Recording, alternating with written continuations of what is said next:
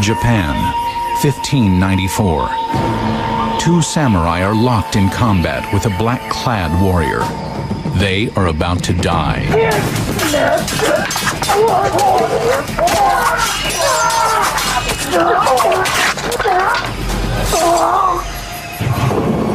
500 years ago, the ninja were Japan's most fearsome warriors. Their superhuman fighting skills were legendary, but were they true? How did the ninja strike fear in so many? The ninja's motto had to be kill or be killed. Yet were seen by so few. This individual was unseeable. You just never knew who was the ninja. Now we will search for the origins of the ninja.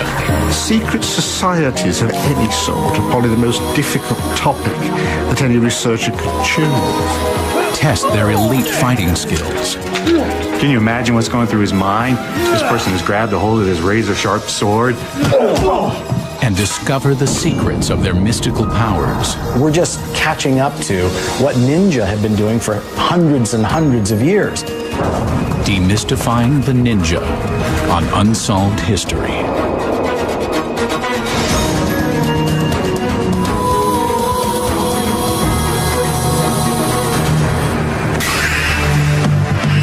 In a large villa near downtown Los Angeles, two police officers begin their watch over an important client. As part of a real-life experiment, they have been hired to guard against a hostile attack while being monitored by remote cameras. They are expecting the worst. An attack can come at any moment. What they aren't expecting is an enemy they can't see or hear. An enemy who is one of the most deadly foes in the history of warfare, and to this day is still veiled in secrecy: the ninja. Their feats were so amazing that they have been immortalized in countless novels and films. According to popular myth, they were masters of superhuman combat skills. One ninja could fight off 10 attackers. They were renowned as assassins, cloaked in black, and delivering death with cold-blooded efficiency. Yet historians disagree with this premise. There isn't much evidence of many ninja assassinations being carried out. So what is the truth about the ninja? Could they fly, shape change, disappear through walls, even use the power of clairvoyance to know what an enemy might do? They can actually control their ability to see in a different place or a different time, or their ability to hear what another person was thinking. It actually became a skill. It's amazing how rumors grow in the public mind so that things get exaggerated, and I'm sure a lot of ninjutsu exploits are simply exaggerations of things that actually happen.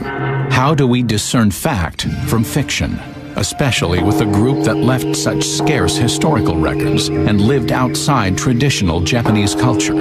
Secret societies of any sort are probably the most difficult topic that any researcher could choose. Now Unsolved History is about to demystify the ninja. We'll search the mountains of Japan for their secret origins, put their mythical superpowers to the test. We'll meet some modern-day ninjas. And our experts will investigate the true capabilities of the ninja by merging historical evidence with 21st century combat skills. Historian Dr. Stephen Turnbull. Black Belt Ninja Master Stephen Hayes. Navy SEAL instructor Michael Andrews. 13-year police veteran and security expert Bruce Cardenas. And scientist and espionage expert Dr. David Morehouse. To uncover the secrets of the ninja, we went back to their roots, to the province of Iga Ueno, in the mountains of central Japan. My understanding is that I've reached the heartland of the ninja. Iga Ueno is where the ninja originated, and is the only place on Earth where there is a museum dedicated to the study of ninjutsu, which means the art of stealth, the way of invisibility. It is here that we begin our search for the truth about the ninja. Since the ninja disappeared from Japanese culture over 140 years ago, we asked historian Stephen Turnbull to help us locate the scant records that still exist. Japan has for centuries been one of the most literate nations in the world. So much is written down, so much is preserved, particularly by families. And the stuff is there if you really can dig for it. So you say Toshina was the first person to serve as a ninja in your family. Turnbull visits with Toshinobu Watanabe, who made a surprising discovery when he opened a box of family papers he found in a storage unit. But according to the documents I found, my great-grandfather was a ninja. But probably he didn't tell to his son anything about ninja. He thought that ninjutsu would be unnecessary in the new world.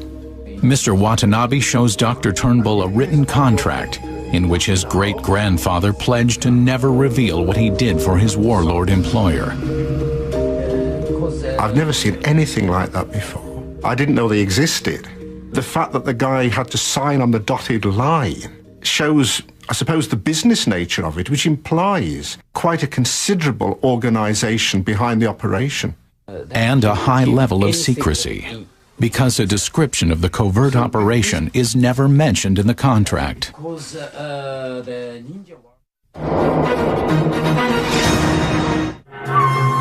How did ninjutsu begin in Iga province? Historians have traced its origins to Buddhist monks that emigrated from China. China was the major source of wisdom, of learning, of knowledge for the Japanese. For centuries, they revered Chinese traditions. Legend says that in the 11th century, a disillusioned Japanese samurai warrior met a Chinese mystic priest in the mountains of Iga Ueno. The priest asked the young man if he was ready to study a new form of combat that combined body and spirit and would allow him to move freely without being detected. It was called ninjutsu. He studied with this teacher and developed this whole different view, a whole different way of looking at conflict based on the understanding of the human being as a model of how nature operates. Ninjutsu began to flourish in Iga Ueno. The remote mountain location made it easy for the ninja to live and train in secret. They governed here by themselves, and they needed to protect themselves from being attacked by outsiders. And they had to train their bodies. The result of training was ninjutsu. At the time, Japan was composed of many independent feudal states, and war was frequent. Local warlords would hire the ninja to spy on their rivals. I think it's important to remember how unusual these skills and powers of the ninja were for the time. This isn't normal Japanese behavior. As the ninja rose to prominence during the chaos of civil war in the late 1400s, their reputation grew. Myths began to circulate about the supernatural powers they had. The most famous was invisibility.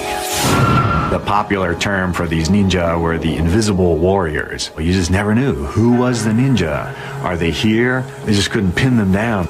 Is there an explanation for this mystical skill? Maybe there's a night raid by a disgruntled warlord who wants to wipe out the ninja who've been causing him trouble. So he mounts a surprise attack on the house. The ninja designed their homes to trick their enemies into thinking they were invisible. They built concealed trapdoors, false floorboards, and secret passages. These defensive measures left their enemies clueless. No enemy would be expecting that to happen.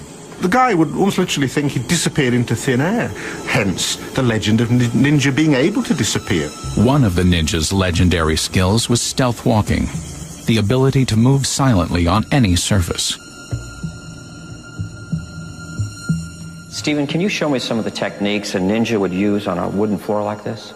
Sure, I'll show you some of the secrets. Okay. First, take a breath and kind of relax it out, because being relaxed is very important. Okay. Second, go ahead and let your knees flex this way. Sure, like a golfer, huh? Like a golfer, yeah. Now, this is a challenge because it's a very creaky floor and we have shoes on. But here's what I'm going to have you do. First, we'll put all our weight on the, in this case, left, and then just shift your right out. Yeah, it's excellent. Don't put any weight on it. And then slowly see if you can put the weight on there. So far, very good. I haven't heard anything. Now, pause there for a second. As you pull your foot in, bring in the breath. Hold it for a second, get yourself squared away. Now you're going to reach out with the left foot. Keep your weight on your right. That's good. Even though the ninja were masters of stealth, they still had to fight sometimes. When it came to combat, the nemesis of the ninja was the samurai. These were the highly skilled warriors who served the warlords of Japan, similar to the knights of medieval Europe. All aspects of ninjutsu were contrary to the samurai method of honorable warfare. The ideal of samurai behavior was that two warriors would face squarely onto each other as worthy opponents and would fight to the death. The ninja didn't quite fit into that pattern. The ninja's definition of victory would have been to escape and not be traceable, and then have the person doubt that that was a ninja in the first place. So even though the samurai was a highly trained swordsman, the ninja would certainly try and surprise him. It was hardly the way to do business as far as the samurai was concerned, but it was the ninja's motto had to be kill or be killed. So what happened when the ninja and samurai clashed? Did the ninja's supernatural powers make the difference in battle? Get ready to learn the art of combat, ninja style, next on Unsolved History. For hundreds of years, Japan's warrior culture was embodied by the strong and powerful samurai. These swordsmen were the elite fighting class of Japan, until the ninja came along. I think the ninja would have been regarded with terror. These are people that you have to be very, very careful dealing with. There are myths that a ninja could easily defeat the samurai in combat, even when outnumbered. But are they true? The samurai would be trying to figure out these maybe odd movements that the ninja would be using. Different kind of tools, different positioning with the body.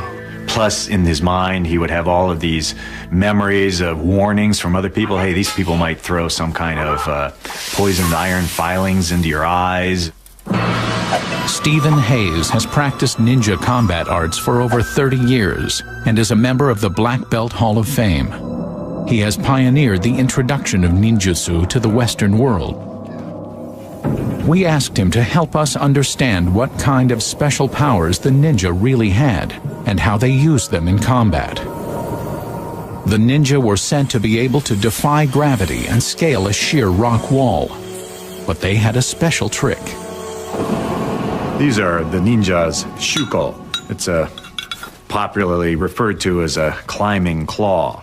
It's a steel band with these very tough, strong claws, and so these points were able to wedge in and allow a ninja to climb up that castle wall. The shuko had another purpose.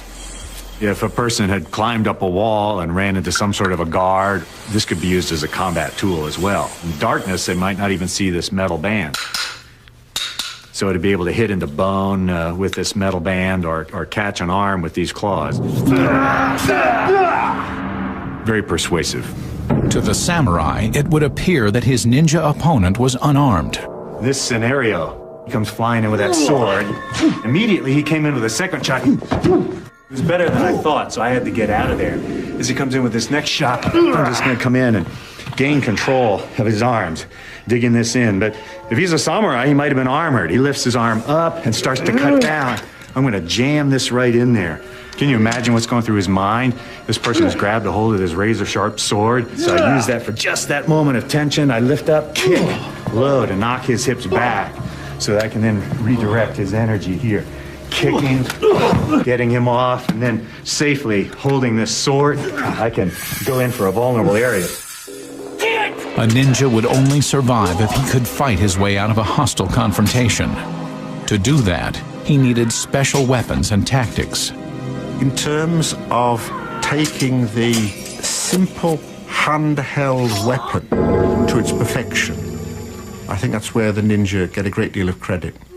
First and foremost, the ninja's weaponry had to be both compact and portable. The ninja had to carry all his weapons about his person. So he wouldn't want to be encumbered by too much gear when he got to climb into a castle or carry out an assassination getaway. The ninja developed their exotic weaponry from the agricultural implements they used to tend their farms in the flatlands of Igaweno. The classic example being the sickle and the chain. The sickle is a simple farmer's tool, but with a very sharp blade, and a whole series of martial techniques of martial arts developed whereby a sickle could be wielded as well as a sword. By using the sickle with a length of chain connected to a ball weight at the end, the ninja kept the samurai off guard. It was an unconventional weapon the samurai had never seen before. I would imagine that the first time a samurai saw a ninja wielding a chain, he must have thought, "This is very strange, what do I do with it?" Hence, the ninja had him at his mercy. The ninja also designed a more compact version of the ball and chain. It could overpower a swordsman in close quarters. You can only imagine the effect of this weight flying out and hitting right between the eyes. Might even have an instant knockout. When it came to sword fighting, the ninja used a shorter sword, which was more maneuverable in tight quarters. The traditional samurai sword of the age is a much longer blade, because this would have been for an outdoor battlefield type of battle. The short sword gave the ninja an advantage, even when he was outnumbered. In this scenario, I want them to think that I have that reach. So I pull this blade up and I keep it very flat so he can't see how long it is. He attacks to just knock this and me out of the way. I'm gonna get really low here, all right? From there, as he starts to come back in, I'm gonna jump and hit, using my body weight to take him all the way down to the ground. From this very exposed or awkward position, as this attacker comes in here, I use my body to throw the sword across. As he cuts down, I let him think I'm vulnerable, and then simply by throwing that arm up, it'll cut through the wrist there. I can move the sword handle out, and then because of the adrenaline, there's no fine muscle control left at this point, so I just put it where it needs to be, and then by pulling, I'll be able to finish off that attacker and then get out of there. Unlike the samurai, the ninja also trained women in the combat arts. Rumiko Hayes has studied ninjutsu for over 20 years and has mastered many of the same skills as her husband, Stephen.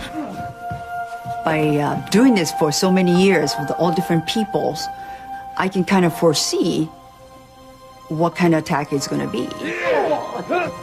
Just by their body positioning, and then I just became so in tune with their body movement, their body posture.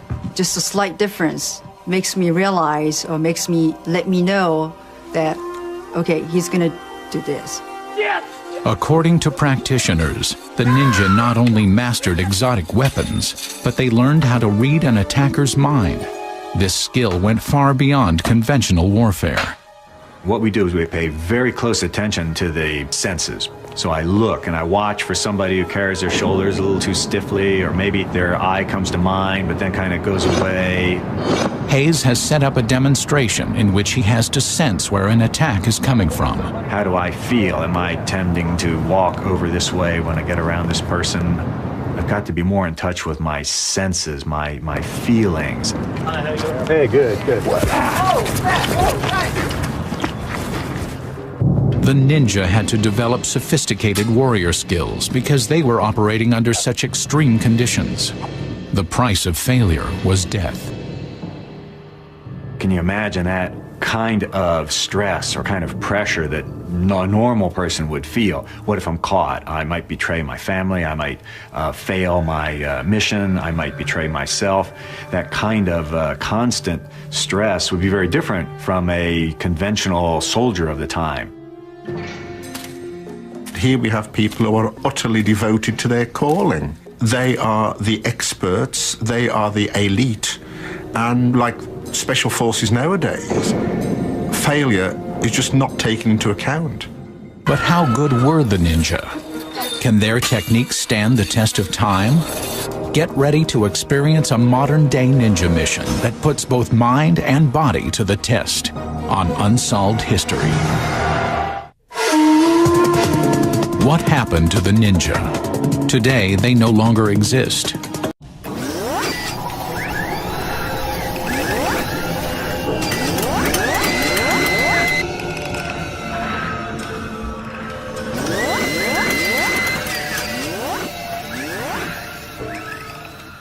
But for 400 years, they were a powerful force in Japanese society.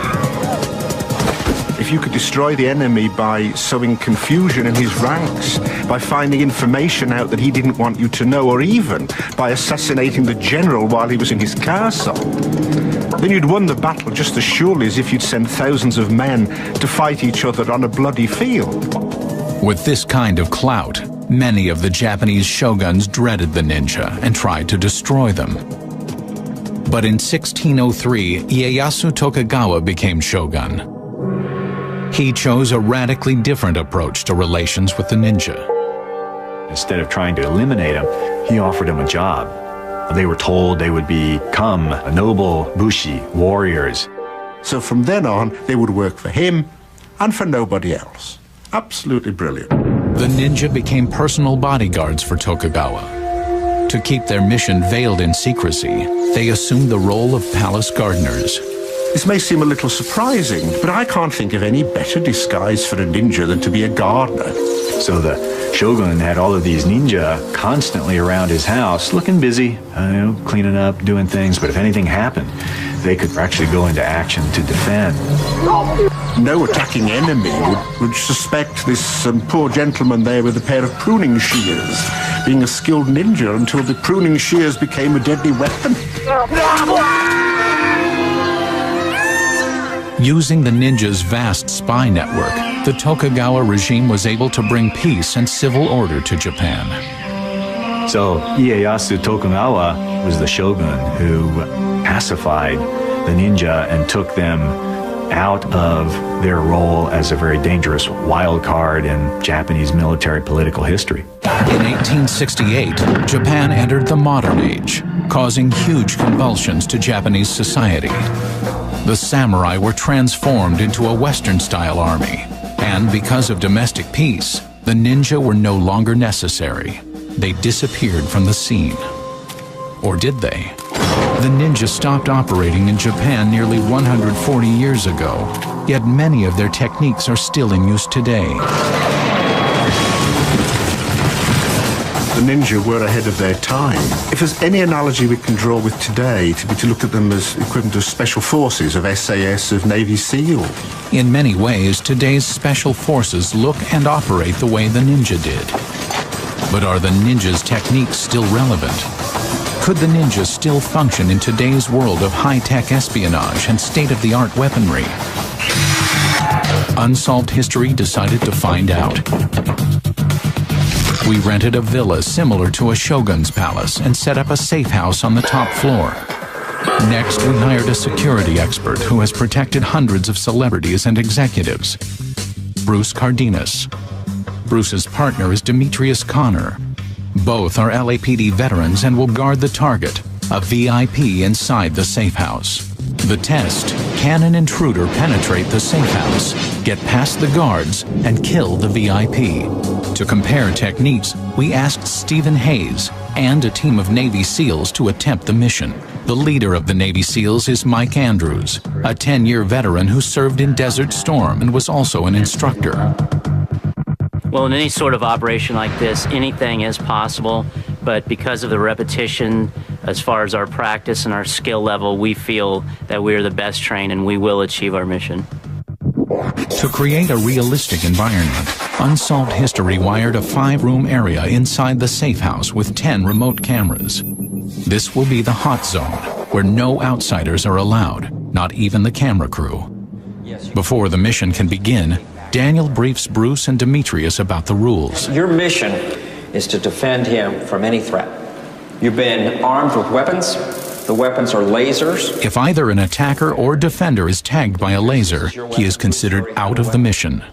Now you're the target, and you'll know you've been had when they take your hat off. And that's the end of the game. Okay? Daniel walks the guards through the hot zone. There is only one entrance, which leads to a narrow hallway. He explains that anyone who enters this area should be considered hostile. Can we use any barricades or move any furniture? No, you can't move the furniture or barricade yourself in. So you look at the rooms, you decide what the advantage is. Bruce and Demetrius are told to expect a number of different attacks that could come in any form over a 10-hour period. Gentlemen, it's time for you to go into the area, and this area is now hot. Ready? Yeah. Let's go. The defenders decide to put their client in the bathroom near the back of the house. They are preparing for a gunfight, so they pick a location that offers them cover and safety. Put the toilet seat down. Okay. Downstairs, Technical Director Cole Berry monitors the defenders and asks them trivia questions. Your trivia question, Dimitri, is who is the Lucy in the Lucy spy ring? Go find the answer. Roger, stand by. The trivia quiz will require the defenders to move throughout the hot zone and find a reference book that tells them the answer. That way, they can't just sit in one spot waiting for the attack. This will simulate the daily routine that bodyguards undergo as they spend months and even years on the job. We've equipped them with helmet cameras so we can watch their every move. As the defenders get oriented inside the safe house, the SEALs begin their operation. They deploy a sniper to survey the house. He uses a tried and true ninja technique, camouflage. The art of camouflage is all about tricking the eye. The ghillie suits to break up the person's silhouette. Somebody can pick up the silhouette of a body. I mean, there's nothing else in the world that looks like it but a body. Meanwhile, the SEAL assault team prepares for the attack. Mission like this, we're going to wear dark colored outfits, masked, so that we blend in and we're stealthy and we're matching the dimly lit conditions of the target. Although the guards are performing their tasks, they are still vigilant, expecting an attack at any moment. Outside, the sniper determines the position of the target using a high-powered rifle scope. We'll keep feeding the team, hey, you know, every 10 minutes I see this guy walk by the window. They just moved the guy. When the sniper reports the location of the target, the attack team of 5 SEALs moves into position. We have intel that they have pre-ordered rounds that they make around the premises, and we're going to ambush one of their security element there.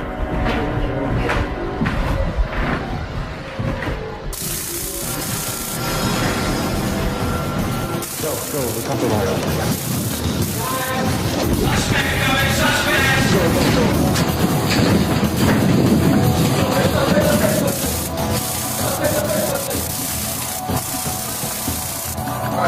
The attack lasts less than 20 seconds. All right, lock it down.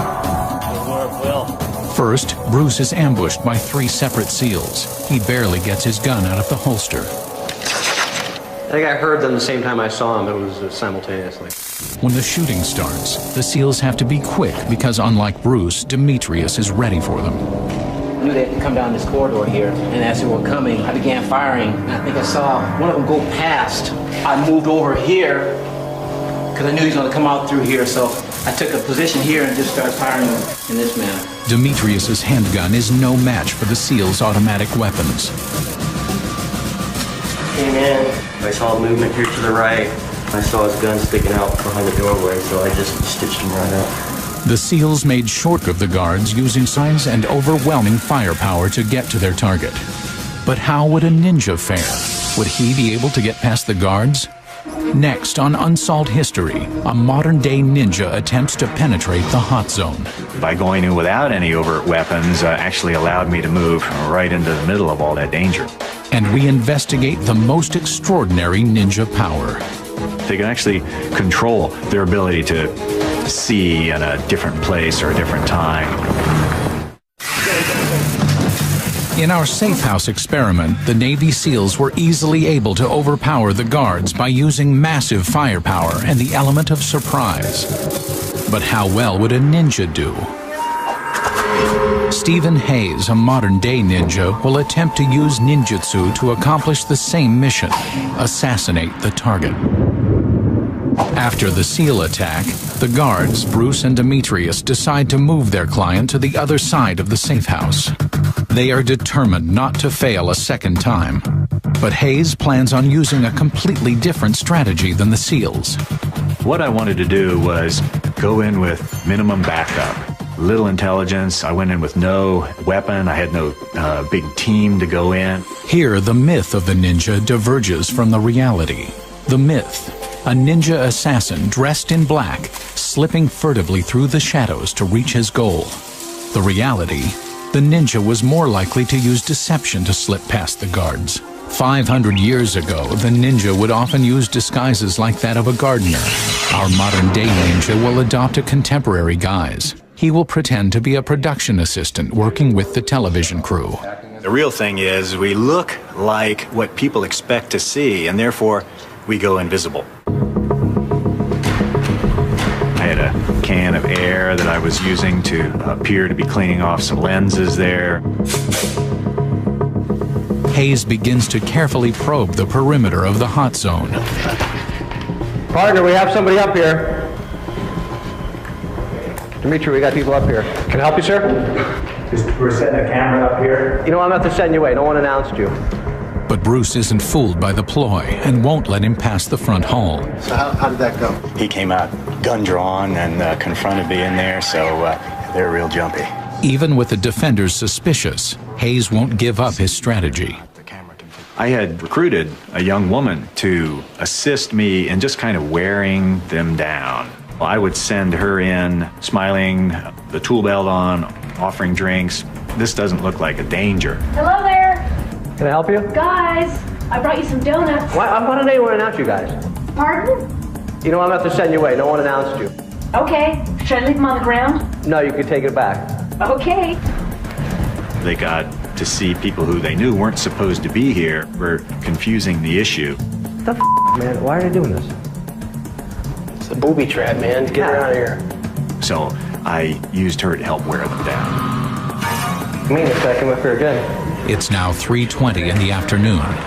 The defenders have been in the safe house just over 3 hours. With the repetitive tasks and no apparent threat, boredom is beginning to set in.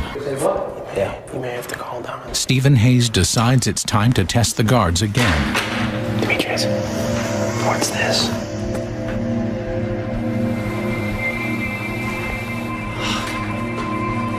The police SWAT people, they were so good, they were so observant. My role, in order to get through their defenses, was to be slightly bumbling, slightly frustrated. I'm this harmless person. Can I help you, sir? These foggers are clogging up our little lenses. All right. Just spraying here. I don't know why they're not announcing you. They didn't? No. Okay. You need to get out of this area. Yeah. Is it okay if I just get that one spray right there? Like 10 seconds. Back off, go ahead. Okay. That time he came out and told me I needed to leave. And I said, could you give me like 10 more seconds to do one more of these cameras? He gave a little smile, and I said, okay, but I'm gonna keep you covered. And he backed on down the hall. So it was a little calmer than before. I don't know why they keep doing that. Got the whole utility belt. Like he's a grip or something? As the afternoon wears on, we keep the guards busy with more trivia questions. Bruce, you seem to be the genius. What is a garand? So repeat the question? Is a garand? But Bruce is interrupted as he looks up the answer.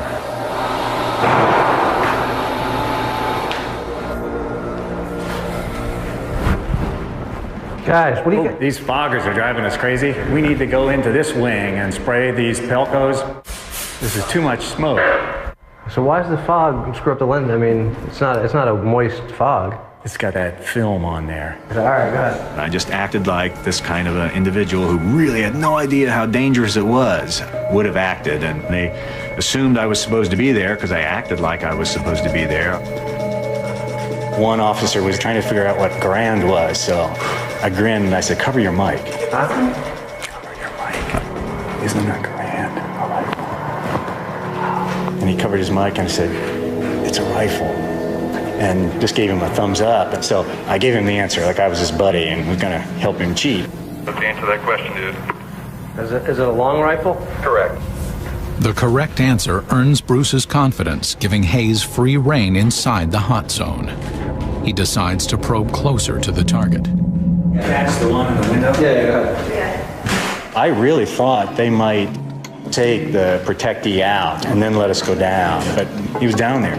So we went down, we walked in, I went back to the camera near where the protectee was hiding, and I was spraying it, and one officer was right in the door. You know, how am I going to get past this guy without physical contact? So I started acting annoyed. Page? Hey, Page? So now they're kind of looking at each other. Whoa! It's gone! Yeah, and they're saying, It took Hayes over 4 hours to wear down the guards and successfully reach the target. What I enjoyed about this assigned mission was it was an opportunity to really show people how the ninja would operate.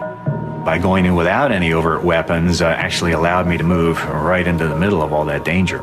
Is it okay if I just give that one spray right there? I got duped by him. I mean, it was believable that he was the maintenance guy. I screwed up. I should have held our ground, and it was a hot set, and you said there was no exceptions except for the 2 referees, so. Hayes has completed his mission. His success proves that the ninja's ancient techniques are still viable in today's high-tech world. But what about the most unbelievable skill of the ninja? Are they really capable of reading minds, or is this just a myth? Next on Unsolved History. Our tests have shown that ninja were far ahead of their time, and that their mythical superpowers are in reality a product of sophisticated weapons technology, coupled with superbly conceived training and practice. I doubt if there was any other organization on the face of the earth as efficient as the ninja for the particular skills that they had. But there is one skill that is still up for debate: clairvoyance. One of the aspects of this ninja mind lore that I really enjoyed exploring is the ability to see in some completely different place or time, like what we would call remote viewing. This was a very serious part of that old ninja training. Did the ninja really possess this supernatural skill? And if they did, how can we test such an unbelievable power? To answer that question, we turn to the CIA. The CIA spent 6 years developing and spending an endowment of somewhere around $50 million testing, evaluating remote viewing, and they continue to use it today.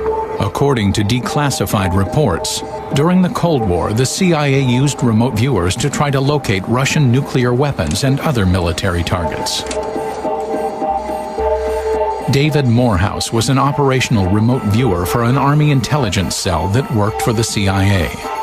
We asked Morehouse to set up a remote viewing experiment where he applied the CIA method to ninjutsu. If you're comparing remote viewers to ninja, well, the great similarity that is there certainly is this absolute knowing that there is something beyond the physical that is inherent to all of us. The ninja knows that. The same is true of a remote viewer. They come in with a fundamental core knowledge that they have this ability. On the same day we ran our safe house assault experiment, Morehouse assembled a group of remote viewers in a hotel conference room 9 miles away. So while Stephen Hayes and the Navy SEALs were attacking the target, Morehouse was running his own experiment with the remote viewers. Their task? Pinpoint the location of the target inside the safe house, and then provide a detailed physical description of both. That this target is going to be pushed or placed in a stationary location, somewhere in the structure, top or bottom. You have to find that out. Morehouse shows them only an outline of the building, so they have no idea what it looks like or who's inside. They aren't given photographs of the site. They're not allowed to walk on the site. We don't tell them about what really is happening there. We keep it very narrow in its focus, and we give them an opportunity to go into an altered state of consciousness, and they begin to extract data. The remote viewers begin by blocking out all external stimuli. The experiment must take place during the Ninja and SEAL attacks, so the target will experience real fears and emotions. According to Morehouse, the biological activity in the target's brain can be picked up by the viewers. The target is putting off an electrochemical response. It's putting off a frequency response. Its thoughts, the actions and motions of its body, the physiology of the body, everything there is producing a waveform expression of what is taking place. And these individuals are able to detect and decode that data, sketching it and capturing verbally what they are perceiving. After 3 hours, the remote viewers end their session and record their findings. Then they go to the safe house to see how close they came to locating the target. Here's the thing. Lots of sense. Oh my goodness. Well, I'm really satisfied with what they've done. The larger majority of the remote viewers, 10 out of 11, indicate that it's on the top floor. When we evaluated the results, 5 out of the 11 viewers came within 15 yards of hitting the target, while 1 was spot on. The viewers were only 50% successful in locating the target, yet there were other more compelling results. 100% of them indicated that it was a male target. Most all of them, probably 3/4 of them, indicated that it was a target with dark hair. Over 50% of them indicated that the target had some form of facial hair, either a beard or a mustache. The viewers also did a number of sketches, which remarkably depict some of the features of the safe house.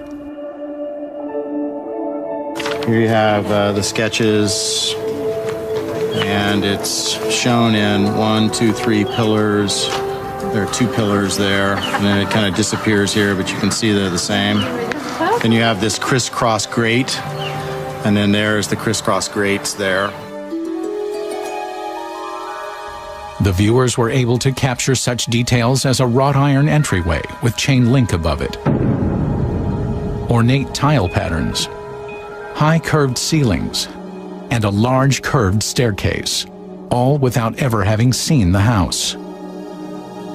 This phenomenon seems to fly in the face of conventional science. Can there be a rational explanation?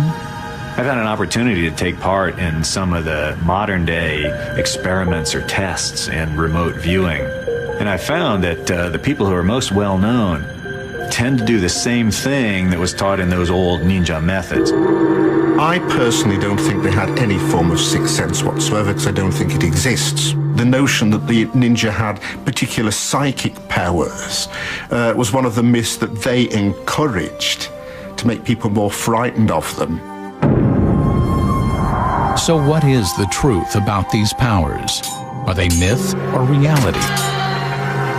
While some of the mystical powers of the ninja can't be explained, our tests have shown that these invisible warriors were far ahead of their time.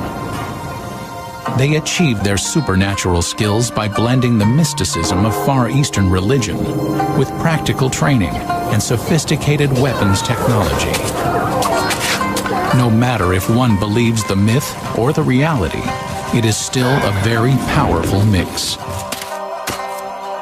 The greatest warriors have not been the most brawny. They have been the most cunning, the most aware, the most capable of thinking and being in the battlefield. The ninja may no longer exist, but their warrior skills live on.